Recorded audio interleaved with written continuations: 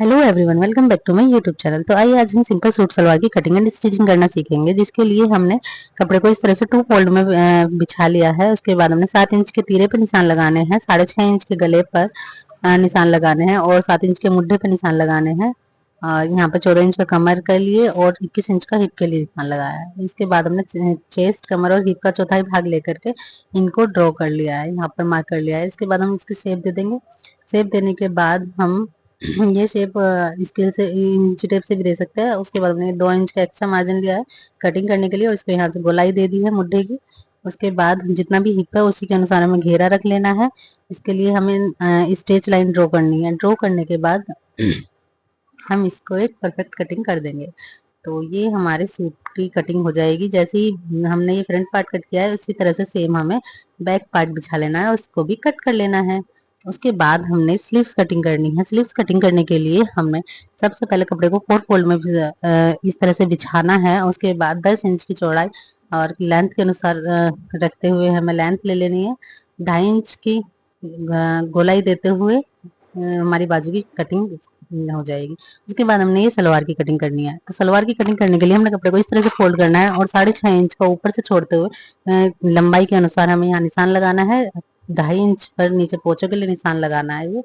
उसके बाद हमें 9.5 इंच पर यहाँ आसन के निशान लगाने हैं। आसन का निशान लगाने के बाद हम इसको इस तरह से एक लाइन से मिला देंगे और जो इसके अपोजिट साइड है यहाँ पे भी हमें 9.5 निशान लगाना है, 9.5 इंच पर।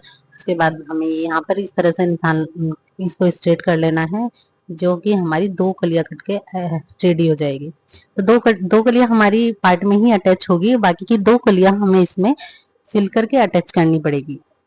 इस तरह से हमारे सलवार के पार्ट और कली रेडी है। अब बेल्ट के लिए हमने ये जो एक्स्ट्रा फैब्रिक था उसमें से निकाला है पोंचे के नीचे की साइड वाला। तो हिप के अनुसार 8 से 10 इंच एक्स्ट्रा लेते हुए हमें यहाँ पर हिप के निशान लगाने हैं और इसको यहाँ से कट कर देना है। और 8.5 इंच की हमारी ये चौड़ाई होनी चाहिए। तो ये हमारी बेल्ट हो गई है। अब इस तरह से गैदरिंग देते हुए हम इसमें सलवार रेडी हो जाएगी और नीचे से ये पोंचे रेडी हो जाएंगे। तो इस तरह से हमारी सलवार बनकर रेडी हो जाएगी। तो अब हम इसकी स्टिचिंग करना शुरू करते हैं, जिसके लिए हमने सबसे पहले ये गले का लिया है। गले को इस तरह से, जो रेडीमेड सूटों में गले आते हैं उनकी विड्थ बहुत ज्यादा होती है, तो उसको कम करने के लिए हमने जितनी भी हमें चाहिए 2.5 इंच पर इस तरह से निशान लगाना है और जो एक्स्ट्रा फैब्रिक है उसमें इस तरह से एक सिलाई लगा देनी है, जैसे कि हम ब्लाउज में प्लेट्स वगैरह देते हैं उस तरह से। तो ये हमारे गले की विड्थ जो है वो कम हो जाएगी।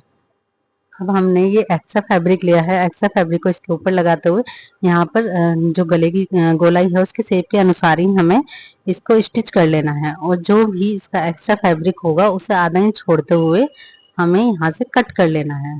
कट करने के बाद हम यहाँ पर छोटे छोटे कट्स लगा देंगे, जिससे गले की गोलाई एकदम परफेक्ट तरीके से आएगी। और यहाँ बैक साइड से भी इसको फिनिशिंग देते हुए कट करना है, ये जो हमारा एक्स्ट्रा फैब्रिक था। अब हमें इसको जिधर हमने सिलाई की थी सिलाई हमें बाहर की साइड रखनी है और उसको दबाते हुए एक सिलाई इस तरीके से लगानी है, जिससे अच्छी तरह से सेट हो जाएगा।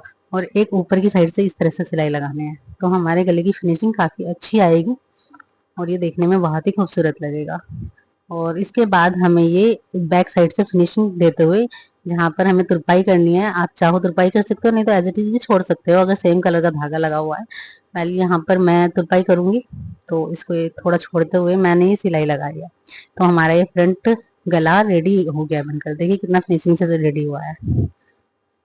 तो अब बैक पार्ट में कटिंग करने के लिए हमने 2.5 इंच का निशान लगाया है और 5 इंच पे हमने इसकी लेंथ रखी है। और उसके बाद ये एक्स्ट्रा फैब्रिक में से हमें उरे पट्टी निकालनी है। उरे पट्टी निकालने के बाद ये जितना भी लेंथ के अकॉर्डिंग, गले की चौड़ाई के अकॉर्डिंग हमें जरूरत पड़ेगी उतनी निकाल लेनी है। इसको इस तरह से सिल लेना है, आपस में जॉइंट कर लेना है। जॉइंट करने के बाद हमें अपने गले में इसको अटैच करना है। तो इस तरह से अटैच करते चले जाइए। सबसे पहले एक पैर की सिलाई छोड़ते हुए इस तरह से हमें इसमें सिलाई लगानी है। सिलाई लगाने के बाद ये जो सिलाई हमारी जिधर की साइड आई है उधर की साइड से दबाते हुए इस तरह से इसको फोल्ड करके हमें एक और सिलाई लगानी है, जिससे हमारे बैक साइड की पाइपिंग जो है वो बहुत ही अच्छी तरह से और फिनिशिंग की शेप में आएगी। इसमें जो झोल वगैरह आता है वो बिल्कुल भी नहीं आएगा। तो अब हम इसे अपने फ्रंट पार्ट के साथ अटैच कर लेंगे बैक पार्ट को। इस तरह से हमने जो पाइपिंग वाला हिस्सा है वो थोड़ा बाहर की साइड रखना है और इस तरह से इसके कंधे को जॉइंट कर लेना है। तो यहाँ हमारे कंधे जुड़कर तैयार हो गए हैं। इस तरह से हमारे कंधे जुड़कर ये रेडी हो जाएंगे। तो उसके बाद हमें ये जो हमने पाइपिंग छोड़ी थी इसको इस तरह से गले पे दबाते हुए यहाँ पर हमें एक सिलाई लगानी है। जो बैक पार्ट की पाइपिंग है ना उसके ऊपर इस तरह से अंदर को फोल्ड करते हुए बैक साइड में। तो यहाँ पर हमारा ये बैक साइड का गला भी बनकर रेडी हो जाएगा और हमारे जो कंधे का जॉइंट है वो एकदम प्रॉपर तरीके से सेट हो जाएगा। ये देखिए कितने अच्छे तरीके से सेट हुआ है।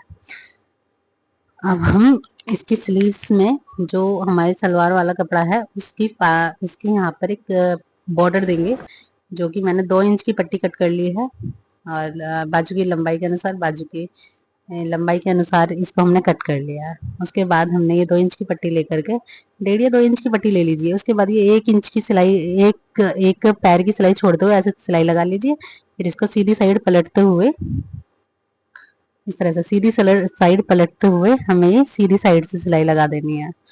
तो हमारी ये बाजू में बॉर्डर बहुत ही खूबसूरत तरीके से लग जाएगा जो कि बहुत अच्छा लगता है। जैसे कि हमारे इस तरह से हमने ये दोनों बाजू रेडी कर लिया है। अब हमें इसको सूट में अटैच करना है।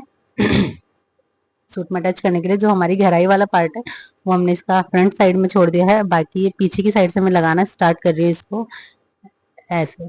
तो यहाँ पर आपको इस तरह से स्टिचिंग करनी है।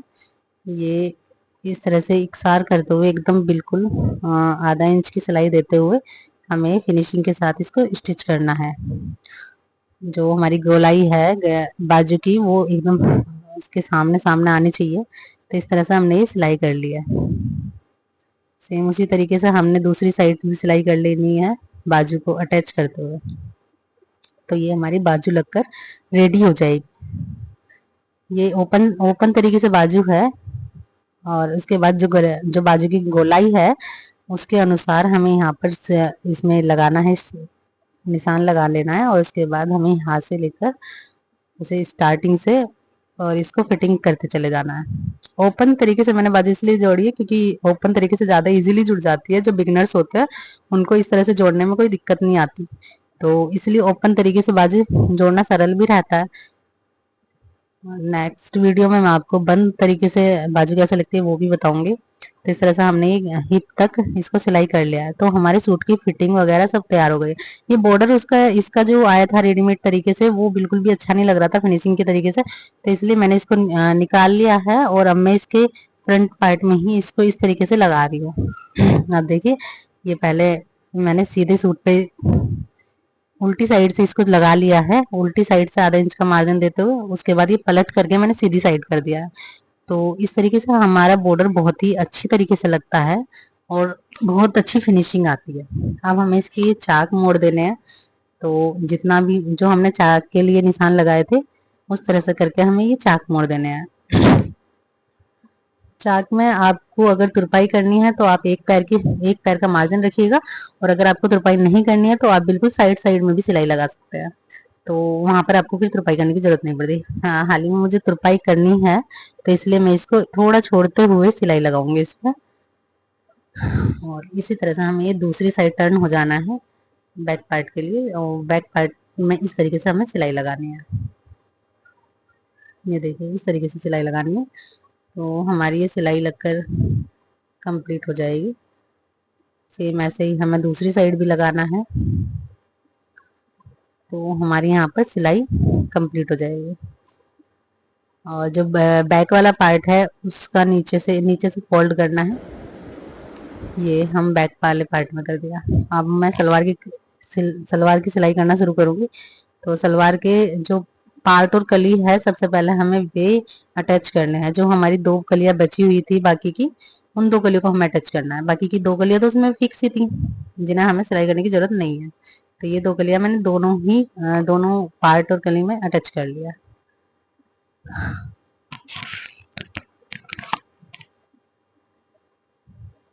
उसके बाद हमने ये आसन जोड़ लिया है। जो इसका आसन था वो भी स्टिच कर लिया है दोनों साइड से।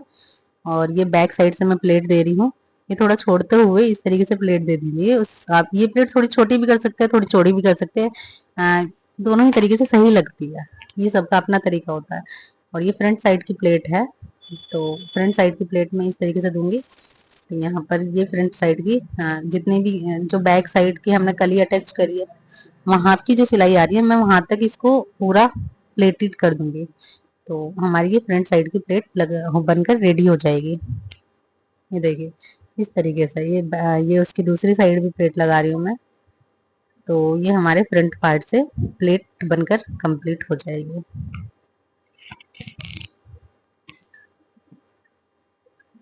हमें प्लेट का मेजरमेंट इक्वल ही रखना है, और तो उससे हमारी प्लेट जो है बहुत ही फिनिशिंग के साथ आती है।